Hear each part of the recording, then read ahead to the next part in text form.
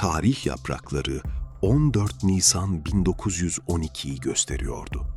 İnsanlık, özellikle zamanın insanları, doğaya meydan okuduğunu zannederek Tanrı'nın bile batıramayacağı söylenen o muazzam devi inşa etmişti. RMS Titanic. Biliyoruz ki bu devasa transatlantik gece yarısı bir buzdağına çarptı ve okyanusun sularına gömüldü. Filmlerde izlediklerimiz, tarihin bize ezberlettiği o klasik anlatılar. Peki ya asıl gerçeğin üzeri kilitli bir dolapta, bir optik yanılsamada ya da bataktan 14 yıl önce yazılmış ürkütücü bir romanda saklı olduğunu söylesem?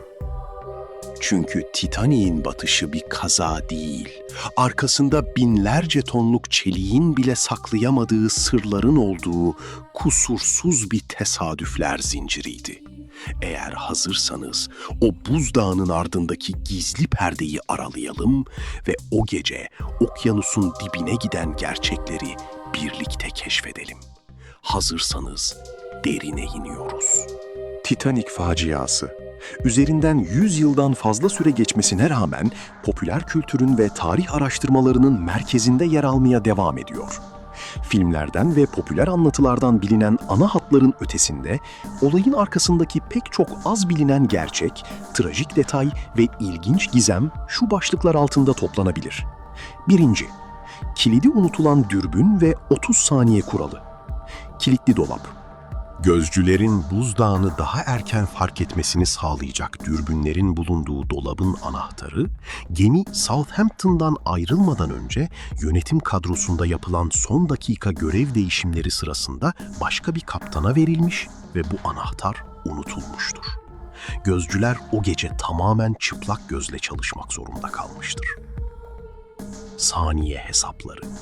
Uzmanlar, buzdağının fark edildiği an geminin rotasını değiştirmek için verilen komut sadece 30 saniye daha erken verilmiş olsaydı, Titanic'in buzdağından sıyrılabileceğini ve bugünkü felaketin hiç yaşanmayacağını hesaplamıştır. 2. Optik yanılsama ve atmosferik koşullar. Gecenin karanlığında buzdağının çok geç görülmesinin tek sebebi dürbünsüzlük değildi. O gece okyanusta yaşanan nadir bir sıcaklık inversiyonu, yani atmosferik kırılma, ışığı bükerek ufukta sahte bir tabaka, yalancı ufuk oluşturmuştu. Bu optik olay hem yıldızların olağan dışı parlamasına neden olmuş, hem de buzdağının önündeki sis benzeri pus tabakasını gizleyerek mürettebatın devasa dağı çok geç fark etmesine yol açmıştır. 3. Mühendislerin ve müzisyenlerin fedakarlığı. Görevini bırakmayan mühendisler. Geminin elektrik sisteminin ve pompaların çalışmaya devam etmesi, binlerce insanın kaçabilmesi için hayati önem taşıyordu. Yaklaşık 30 gemi mühendisi suyun altındaki kazan dairelerini terk etmeyerek son ana kadar jeneratörleri çalışır durumda tuttu ve tamamı hayatını kaybetti. Son ana kadar çalan orkestra. Filmde dramatik bir detay olarak yansıtılsa da, müzisyenlerin gemi sulara gömülene kadar insanları sakinleştirmek için çalmaya devam etmesi tamamen gerçektir. Hiçbiri filikalara binmeye çalışmamış, kural tanımaksızın görevlerini yapmıştır. 4. Filika faciası ve sınıfsal çelişkiler. Yarı dolu botlar. Gemideki filikalar yasal zorunlulukların üzerindeydi. 20 adet vardı ve dönemin yasalarına uygundu. Hatta daha fazlası da eklenebilirdi. Ancak tayfalar filikaların ağırlıktan kırılacağını veya halatların kopacağını zannettikleri için botları tam kapasite doldurmadılar. Örneğin 65 kişi kapasiteli ilk filikalardan biri sadece 12 kişiyle indirildi. 3. sınıf yolcuların durumu. Gemi batarken kapıların kurtulma oranları %25'in altında olan 3. sınıf yolcular için geç açıldığı veya bilerek kapatıldığı iddiaları tartışılsa da, asıl sorun karmaşa, dillerin farklı olması, geminin devasa yapısında çıkış yolu bulmanın zorluğu ve filika alanlarına geçişlerin öncelikli olarak üst sınıflara verilmesiydi. Kurtulan kadın ve çocuk oranında 1. sınıftakiler, ki kurtulma oranı %60 olan, ile 3. sınıftakiler arasında uçurumsal farklar vardı. 5. Enkaz 73 yıl boyunca bulunamadı. Denizin 3800 metre derinliğinde 2 parça halinde keşfedildi. Enkazı yiyen bakteri Halomonas titanicae. Titanik'in 3800 metre derinlikteki enkazı günümüzde pas sarkıtları ile kaplıdır. Bilim insanları bu pasları yiyerek hayatta kalan ve çoğalan Halomonas titanicae adı verilen yepyeni bir bakteri türü keşfettiler. Bu mikroorganizmalar demirle beslendiği için geminin gövdesini hızla tüketmektedir.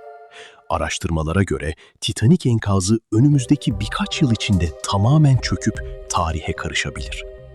6. Su sıcaklığı yaklaşık -2 santigrat dereceydi.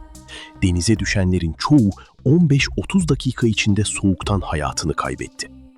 Telsiz operatörleri çarpışmadan saatler önce yakın gemilerden gelen buzdağı uyarılarını aldı. Ancak bu uyarılar kaptan köşküne hiç ulaşmadı. Yakındaki Californian gemisi Titanic'in imdat fişeklerini görecek kadar yakındı. Ancak telsiz operatörü uyumuştu. 7. Kehanet mi, tesadüf mü? Morgan Robertson'ın kitabı. Titanic faciasından tam 14 yıl önce, 1898 yılında yazar Morgan Robertson tarafından yazılan Futility or The Wreck of the Titan, Beyhude veya Titan'ın Batışı adlı kitap neredeyse Titanic'in kopyasıdır. Kitapta dönemin en büyük batmaz denilen lüks transatlantiki Titan, Nisan ayında Kuzey Atlantik'te bir buzdağına çarparak batıyor ve gemide yeterli sayıda can kurtaran botu bulunmadığı için binlerce insan hayatını kaybediyordu. Gerçek kazadan sonra bu kitap dünyayı şoke eden en büyük tesadüflerden biri olarak literatüre geçmiştir. Tarih, bazen bildiğimizi sandığımız hikayelerin sadece su üstünde kalan kısmını gösterir bize. Tıpkı o devasa buzdağı gibi. Kilitli kalan bir anahtar, o gece gökyüzünün ve denizin yarattığı o garip oyun.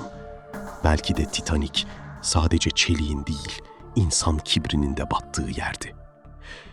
Karanlıkta kalan sırlar ve tarihin tozlu sayfaları arkasında daha nice gizemler saklıyor.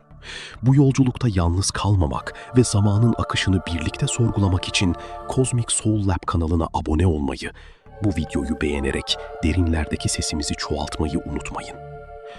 Bir sonraki gizemde buluşana dek merakla kalın, hoşça kalın.